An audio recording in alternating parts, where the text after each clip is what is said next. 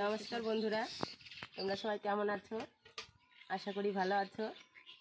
তো মল্লিক কিচেন থেকে সবাইকে জানাই স্বাগত। তো বন্ধুরা, আজকে আমি এই কচুর শাকগুলো চুলা দিয়ে রান্না করব।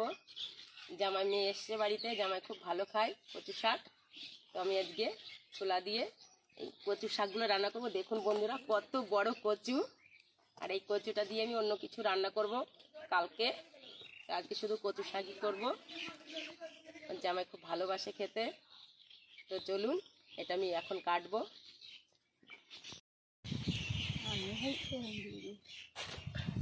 তো বন্ধুরা, এখন আমি কচুটা কেটে নেব। অনেক বড় কচু, কাটতে প্রচুর অসুবিধা।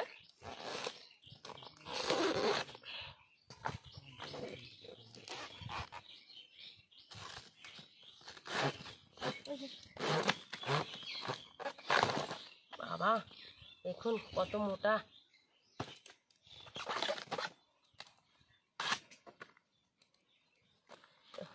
গলার অবস্থা ভালো নেই, শরীরটাও বেশি ভালো নয়, কারণ বাড়িতে পরপর দুটো অনুষ্ঠান হয়ে গেল।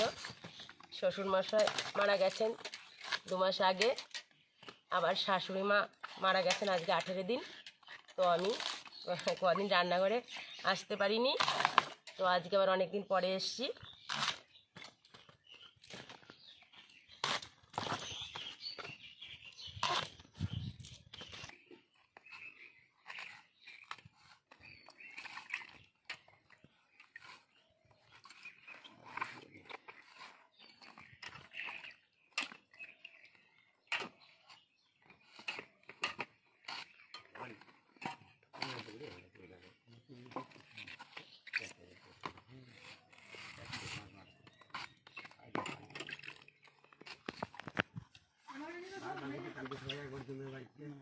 বন্ধুরা, কচুগুলো এইভাবে ছাড়িয়ে নেবে, কচুর শাকগুলো, তাহলে খেতে খুবই সুন্দর লাগে।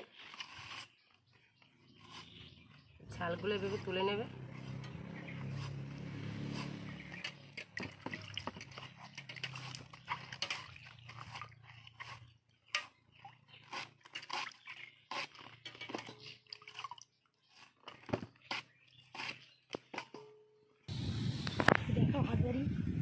একটু কচু দিচ্ছি, কারণ কচু দিলে এই কচু শাকটা একটু আঠা আঠা হয়, খেতে খুব ভালো লাগে।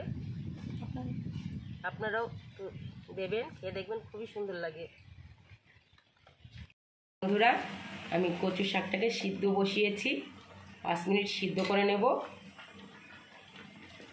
আমি একটু ঢাকা দেবো, 5 মিনিট ঢাকা দিয়ে রাখবো। আমি এবার ঢাকনাটা খুলে নেব। আমার কচু শাক সিদ্ধ হয়ে গেছে, এখন আমি এটাকে নামিয়ে নেব।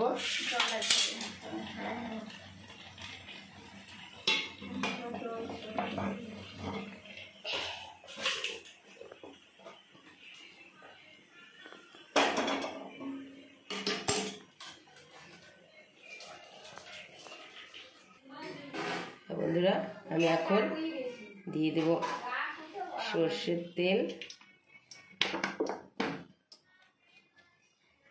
দিয়ে দেব গোটা শুকনো লঙ্কা,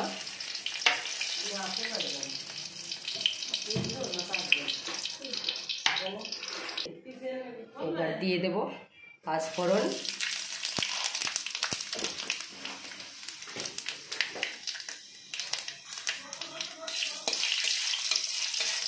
ঠান্ডা লেগেছে, গলার অবস্থা ভালো নেই, তাও একটু কথা বলছি। এবার দিয়ে দেব পেঁয়াজ।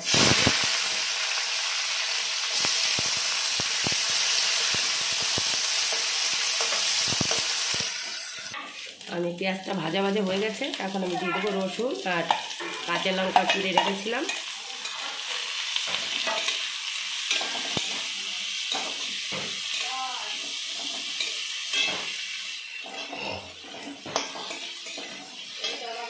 দিয়ে দেবো সিদ্ধ করে রাখা ছোলা,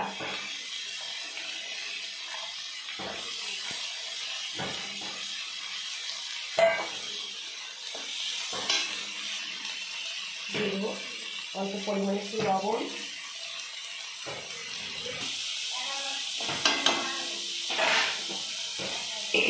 দিয়ে দেবো একটু হলুদ গুঁড়ো,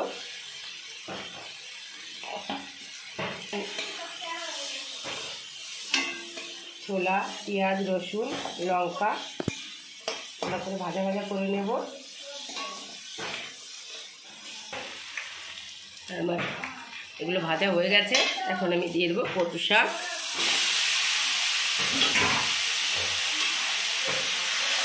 ভালো করে নেড়ে চেড়ে নেব।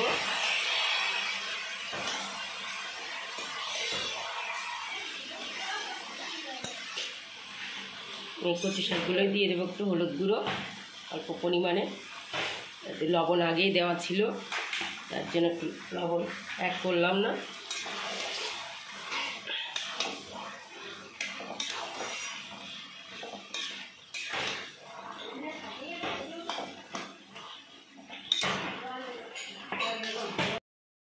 বন্ধুরা আমি একটু চিনি অ্যাড করব, অল্প পরিমাণে চিনি দিলে খুব টেস্ট হয় খেতে। আমার কচু শাকটা হয়ে এসছে,